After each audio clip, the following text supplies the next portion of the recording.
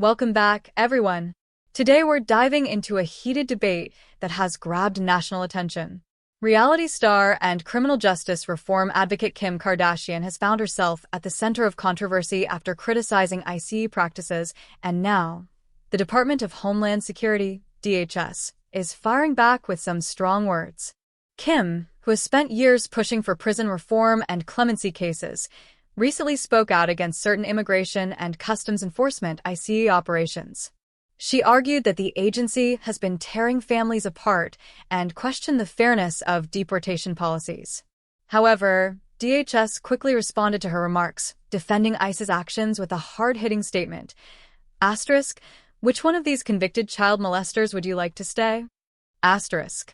The DHS statement directly challenged Kardashian's position, suggesting that ICE is focused on removing dangerous individuals with serious criminal records. By framing the debate around violent offenders, DHS highlighted its stance that immigration enforcement is about protecting communities from people who have committed heinous crimes, not just about deportation numbers. This sharp exchange has fueled a bigger conversation. Is ICE unfairly targeting families and low-level offenders? Or is it, as DHS claims, prioritizing public safety by removing those with serious criminal backgrounds? Supporters of Kardashian argue that her advocacy is about compassion, second chances, and preventing unnecessary separations. Critics, on the other hand, believe she oversimplifies a complex issue that deals with national security and crime prevention. Kim's involvement in criminal justice reform is nothing new. She has successfully lobbied for clemency in multiple cases and helped draw national attention to issues like mass incarceration.